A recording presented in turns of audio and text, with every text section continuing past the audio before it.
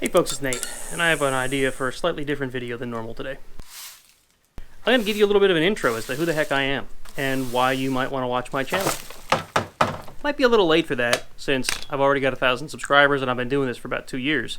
But I have had a couple of questions, and I figured I would just cover a bunch of them in a video and release it, and if anybody ever asks again, I can just send them back to this video and get whatever answers they want. So stay tuned to learn a little bit about me, why I do this thing, and why you might want to listen to me. So who am I? Well, my name's Nate, as you know from lots and lots of videos. I have the interesting yet possibly unfortunate last name of Lager. It's spelled the same way as the beer, lager, and everybody mispronounces it. I seem to remember the first time I heard it mispronounced was my preschool teacher. So, you know, whatever. It's been a lifelong thing. You know how everyone has a thing? Well, that's mine. Everyone mispronounces my last name. Who am I and why do I do this thing?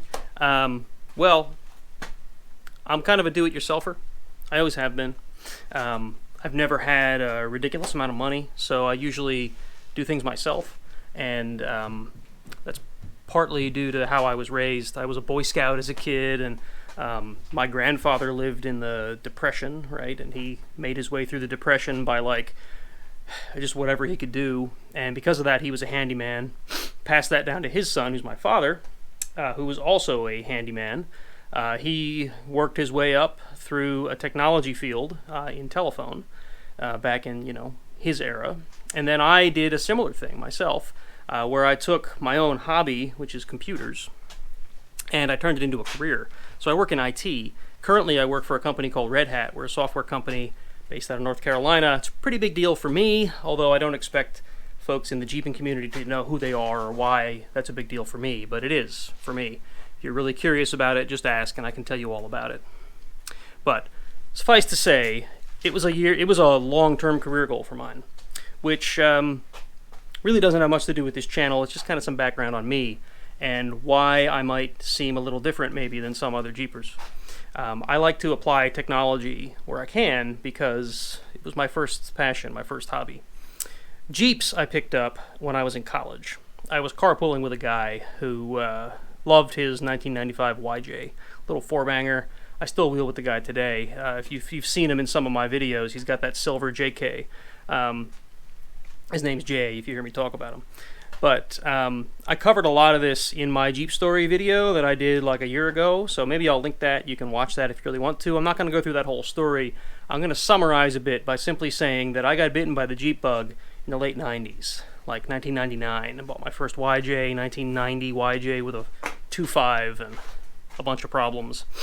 So I learned a lot about vehicles simply by owning that thing. I learned how to drive standard on that thing, and I've been driving Jeeps ever since. I've owned a Jeep in some form ever since. Since 1999, I've had a Jeep in my possession. At one point, that was a Cherokee and not a Wrangler, but otherwise, it's been Wranglers. I've had 2 YJs, a Cherokee, I think 3 JKs at this point. I had a JK myself. My wife has had 2 JKUs, one of which you can kind of see out the garage window there, if you can see through there. And then, of course, my LJ. The Cherokee was literally given to me by my dad when I was in a bind because I had a Dodge Neon I was driving every day, and it got destroyed by hail. But anyway, I won't go into that either. Also got a wife and 2 little girls, and if anybody out there is familiar with parenthood, you might know that they mean pretty much the world to me. So sometimes I don't get videos out as quickly as I want to, and that's because I want to spend time with them. So if I say I'm going to get videos out weekly, know that that's pending on one thing, and that's family. So that's important to me. It's important to my wife, too, which means it has to be important to me, right? So I like to try to involve them, as you might remember from the video where I had my wife out wheeling. I also have my kids involved in some videos, like the one where we took apart the rear diff on the LJ to see if it had a track lock or not. Those are fun videos. I don't generally have them in the channel frequently, because trying to herd 2 kids, or even 1 kid, and make a video at the same time is, frankly, exhausting. So, that's a lot about me. I don't want to bore you guys too much. If you have any other questions about it, please feel free to hit them up in the comments. Now what I kind of want to do is show you around my shop, because I've also gotten a number of comments about the state of my shop.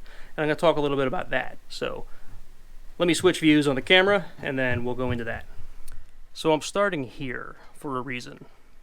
These are the stairs up to what would be my laundry room, right? So I'm down in my basement. I come down these stairs, past the fuse box, breaker box, around this very sharp corner, and there is the garage. Now you'll see there's a bunch of crap down here like a lot of people's basements. That's just because it's a basement, and when we don't know where to put something, it goes down here. Like I said, I'm an IT person, so I have servers in my basement. So if you hear them humming in the background, that's what it is. Back there is what you could call my metal shop, although I'm not exactly a metal worker. Let's see if the lights want to work today. Ta-da! When they get damp, they don't want to work right. So, this is a workbench that was here. This house used to be my grandfather's, and this was his sort of general purpose workshop. And I've turned it into sort of wherever I need to beat something into submission, like my drive shaft video was recorded right there on that vise. Whenever I need to heat up bolts and get them out, they go in this vise. Whenever I need to cut things, you can see there's a bunch of metal shavings all over this bench, all over the floor. I mean, this is where I do that kind of stuff. There's my little jigsaw guy. Yeah, right? So that's that. This is my back workshop. It's kind of a mess. A lot of this was left over when my grandfather left. Well, I should say when he died. But someday I'm going to go through this all, and I want to redo this shop. I don't know when that's going to happen. It's functional for the moment, but I've been at this house for 10 years and haven't done it yet. So maybe that means I never will. But whenever you see me at a vise, this is it. This is where I'm doing it. And then we're in the garage. So now whenever you hear me talk about how I have a height-challenged garage, you'll understand why. Above here is literally my living room, right? So when you hear my kids running around, that's why. The living room is literally right above where the garage door opener is. Right above here is my wife's craft room. And in one of my videos, her chair broke and she fell onto the floor, and all you heard was a loud bang that I had to edit out while I rushed upstairs to find out what happened. So this is what happens when you record in a family home, right? I don't have a professional shop. This is it. Now, it looks like a mess. And I'll admit, it is kind of a mess. But that's because I'm involved in a lot of things in this workshop. It's not 100% Jeep. Just last week, I was building Pinewood Derby cars on this workbench, right? I have a bunch of other crap that's kind of left over from various things. Some of this came from my grandfather. This thing down here was a Halloween costume I was trying to make that didn't it didn't succeed. This is, trellis work from when we redid our front porch. There's the carpet from my LJ back there in a corner, right? So this is all stuff I would love to clean up, but I need to figure out what to do with all of it. What I need is a better storage solution, I think, and that would probably do the trick. And then, of course, there's the garage bay. So I have a workbench here, which is mainly to hold up my stereo, as you can see, and the TV above it. I want to consolidate that at some point into something smaller and a little more reasonable. I may do away with the stereo completely and just leave the TV. That's what I was trying out before I made this video. I hooked up a Chromecast to the TV so I could see if I could play music that way, because it's up on the wall and out of the way, and get rid of the stereo that I've had since 1998. But didn't work out so well. As you can tell, lighting isn't so great in here. There's a bunch of fluorescent lights. You may have noticed back there's this stack of long brown boxes. Those are LED lights that are going to be going in the shop as soon as my dad and I have the time to get around to doing it. So that'll be lit up over there again like it used to be. Really, that's just burnt out, and I haven't... Instead of replacing the bulb, I thought, let's get some LEDs, and you know how that goes. Otherwise, you got the usual. I mean, my garage bay doubles as storage for things like my snowblower, my snow shovels, some old hoses and things. There's my air compressor, and here's where I do all of my videos. I mean, when you see me crawling around under the Jeep, it's right here. So as you can tell, this isn't a very large bay. I have to deal with a very cramped space. Look at how much space there is above the Jeep. If I make it an inch or two taller, it's not going to fit in here anymore. And that's a problem for the channel, because I want the Jeep to be larger. I want to do a 4-link on the rear and a 3-link in the front, and something like I don't know, maybe coilovers. Depends on what I can afford at the time. But when I do all that, I want it to be taller because, let's face it, I can't wheel on 33s forever, even though I've been doing okay. I want to get up to 35s, 37s, maybe 40s. I don't know. They'll never fit in here, and I don't know what to do about that. Need to build a garage, I suppose. Here's my pile of scrap that eventually goes to the scrapyard. Storage underneath the workbench. I mean,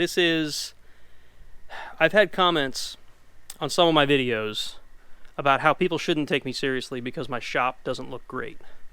You know what? I don't care. My shop has been worked in by the men of my family for 50 years, 70 years. This house was built in the 50s. My grandfather's been working down here since. Then my dad, when he was a teenager, he pulled motors out of cars in this garage. Now here I am working on the Jeep and bringing it to you guys. So there's a lot to this shop. I like it here. I just wish I had a little more room. So plans are that someday I want to take down this whole thing, this set of shelves, maybe move it back there, because that workbench back there is useless to me for other than storage. I just want to go through it, get it out of there, move all these shelves there, maybe put this workbench here, I don't know, something. I want to make this area here sort of a work area so that I have room in front of the Jeep, because what I do now, whenever I want to work on something, and you've noticed this probably in some of my videos, whenever I really want to work on something, I pull the Jeep out and I use the garage bay, which is fine. That's okay, unless the thing I want to work on is the Jeep. Like, I intend to start working on some more fabrication stuff. I want to build that front bumper I talked about, and I'll go into that a little bit. My skills as a fabricator, that's why the welder's sitting here. But I want to build that front bumper. To build the front bumper, I'm going to need the Jeep present, so I can do some trial and error and test fit, right? The plug for my welder is behind that set of shelves over there, which means the welder, only having so long of a cord, can come about to where the front tire of the Jeep is, which is kind of a problem. I can move the Jeep back as far as I can and then work a little better, put a little workbench here or whatever, and that works okay, but what I really need is to bring the welder here and have a nice work table here, which maybe I'll do a series on building a work table, I don't know. But I really need a work table that has a metal top. What I normally use is this folding jobby here. They call it a workmate. I don't know if they even make these things anymore. Again, came from my grandfather. But this thing has seen a lot of abuse. Well, whenever you see me use it, you can tell it's had a hard life and it's held up. But I literally lit the top of it on fire last time I was welding, and that's kind of a problem. So that's something I need to fix. Let's talk a little bit about fabrication. I am by no means a professional fabricator. I sit at a desk all day and type. It's not exactly like I'm working in a welding shop all day, and because of that I have a bunch of skills. I'm 100% self-taught welder. I learned from an old message forum I was part of called Jeepaholics Anonymous. There were a bunch of great fabricators on that forum, and through them I learned a whole bunch.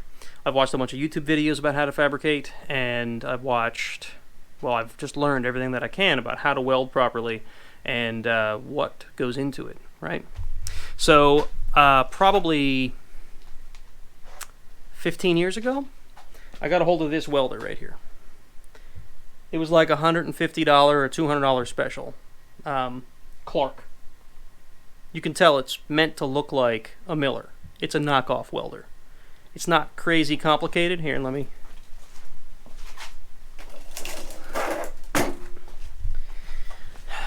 You can tell it doesn't have a lot of settings. I've got a couple settings for wire speed and for power. You probably can't hear me well. You can tell it's not exactly a complicated welder. I've got a couple settings for wire speed and for the amount of power that is put into the weld, so I can burn hot or colder or whatever. And I've learned how to use this through trial and error. I've made a couple of things. Never really made a bumper, but that's what I'm going to work on. I made some side steps for my JK. That was before I was doing a YouTube thing, and that wasn't recorded. I had a bunch of pictures of it, but that's it. But they turned out okay, and they took a lot of time. So I really need to learn how to do this better, right? Better and more efficiently. And that's kind of what I'm hoping to do with the channel. I want to show you guys how a guy who taught himself to weld can fabricate something in his shop that isn't anything special. I don't have things like a press brake. I don't have things like a drill press even. Maybe someday I will. I want to get all of those things. I don't even have a plasma cutter, although I may try to pick one up before I start the bumper. Basically, I'm a self-taught welder doing it on a budget. So if you're new to welding and you want to see somebody who's been there and started with nothing and bought himself a cheap welder and some gear to go with it, stick around. And I'm hoping to produce more of those type of videos in the coming months. So I have a pretty firm belief that Jeepers need to be fabricators. I don't know. I'm not saying that you're less of a Jeeper if you don't fabricate, but I am saying that I think it's important for folks like me to have those skills, right? Folks like us, I should say. I think that it's an important piece because your Jeep is just a big machine, and the more you understand about how that machine works, the more you understand about how it's built, the better you can repair it without spending a ridiculous amount of money. You see a lot of folks, they buy a JK or they buy a JL, and then they take it to a shop and they spend $10,000 on building the thing up when they might have been able to do that for half of that, you know, in their garage and learn a bit about how their machine works. And that way when they're out on the trail and something fails, they actually understand how to repair it. Again, I'm not trying to judge anybody. I'm just saying that personally, I believe that that is the way this sport is intended to be enjoyed. If you've got deep pockets and you want to pay someone else to do this stuff, I'm not going to tell you that you're wrong. I'm just telling you it's not for me. Personally, I think that building your own stuff, doing your own mods, when it makes sense, I'm not one to say never ever pay a mechanic for anything. There are jobs I will have a mechanic do simply because I either don't understand them well enough or I don't have the skill. There are things, or I just don't want to deal with the frustration. Now, obviously, building a suspension is kind of frustrating for someone who doesn't know how it works, but personally, it took me 20 years to get to the point where I feel like I'm ready to actually take on something like that. And maybe I'm completely out of my depth and I'm going to find out that it was a really bad idea. I don't know. But in the next couple years, I'm hoping to build that 4-link. Design, build, maybe buy a kit, I don't know. But the point is I want it to be a little more DIY and a little less bolt-on. And I want to bring it to you guys so you guys can see an average Joe like me that has experience but isn't a pro go ahead and tackle something like that. So I hope this has been informative for you guys. I hope you care enough to watch it and that you feel a little more, you feel like you have a better idea of who I am and why you might want to watch my stuff. This isn't going to be like my new channel intro video or anything. I'm just going to leave it up here, and if people want to know who I am, they can find the video and watch this. And I hope it was informative. So I'm going to call it quits for now. I have a couple other videos that I want to try to bang out today, literally.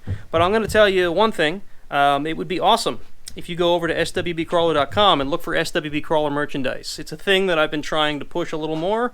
Every dollar that you spend there gets you cool merch for SWBCrawler and gets me a couple bucks, which I can put back into the channel. Maybe buy that plasma cutter and that press brake that I really want. So that's it. I'm going to not harp anymore. Go ahead and like and subscribe if you like what you heard in this channel. It's what you're going to find here. A home handyman doing it himself on a budget. So I hope you enjoy, and I hope that's why you're here, and I'll catch you on the next video. Thanks for watching.